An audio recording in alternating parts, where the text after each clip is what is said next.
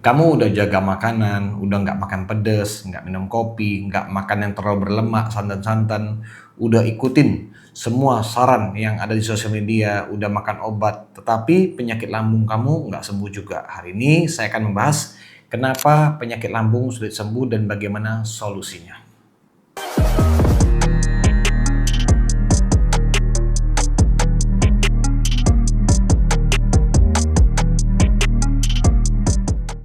Halo teman-teman, jumpa lagi. Sorry ya, belakang ini saya jarang buat video, kebetulan pasien lagi rame dan juga lagi sibuk jalan-jalan. Tapi sekarang sudah selesai semua.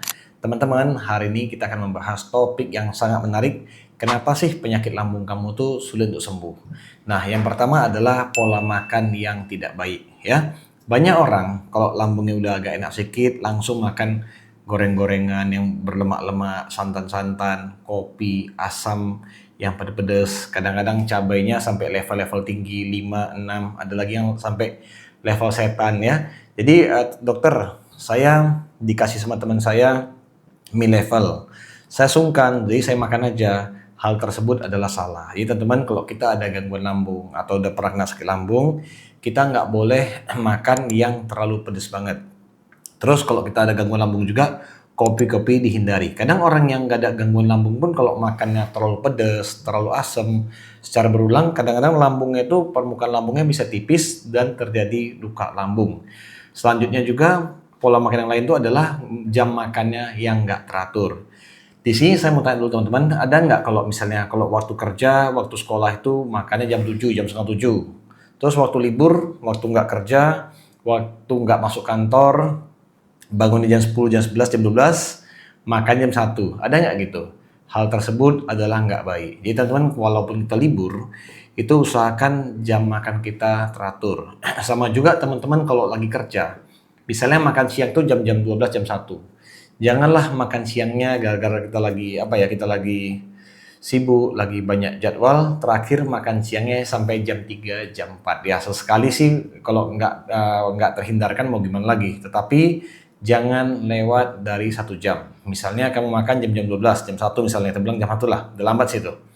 Nah, kamu makan sampai jam 2, jam 3, itu nggak boleh. Jadi usahakan jadwal makan yang teratur ya.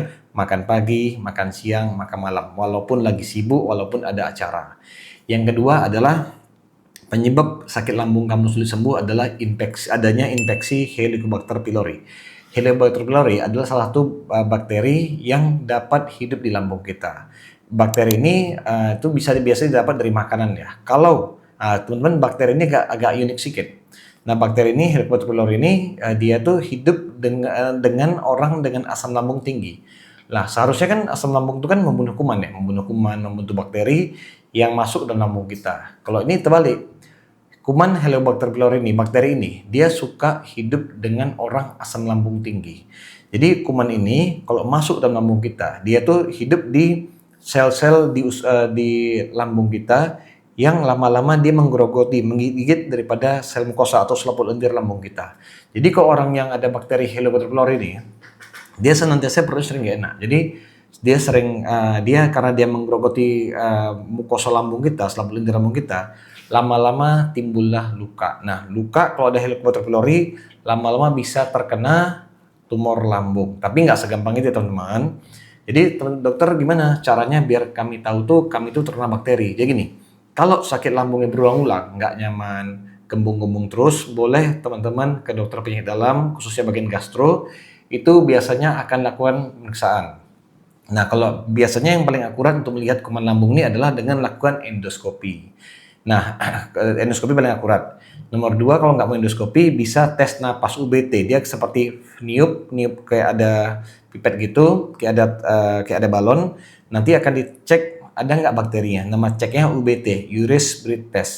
Hal tersebut penting dilakukan. Orang dengan gangguan lambung yang berulang, yang nanti makan obat sedikit enak, habis obat sakit lagi, boleh melakukan tes bakteri ini. Kalau ada terkena bakteri ini, biasanya harus mengkonsumsi antibiotik dan obat lambung selebih kurang selama 2 minggu. Jangan dikurang-kurangi ya, memang 2 minggu. Selanjutnya, faktor yang membuat lambung kamu sulit sembuh adalah stres dan juga faktor psikologi. Jadi teman-teman, jangan sepele dengan stres. Stres dan juga cemas itu dapat meningkatkan produksi daripada asam dan cairan lambung kita. Teman-teman, perhatikanlah. Seseorang yang lagi santai, lagi enjoy, itu biasanya makannya bagus. Tapi kalau lagi stres, tapi ada dua ya.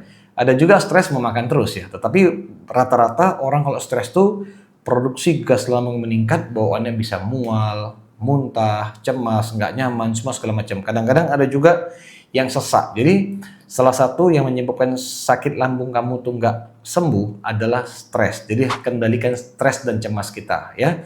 Kalau memang nggak bisa terkendali, boleh ke psikolog atau boleh juga ke dokter jiwa.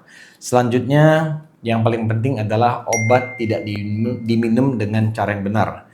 Teman-teman, di sini saya mau tanya dulu, ada nggak teman-teman kalau misalnya sakit ya, sakit berobat, mau sakit lambung, mau demam, mau apapun, dikasih obat 5 hari atau dikasih obat seminggu. Ada nggak yang makan 2 hari, udah enakan, obatnya nggak dimakan lagi? Ayo ngaku, pasti banyak. Nah, hal tersebut sangat tidak baik.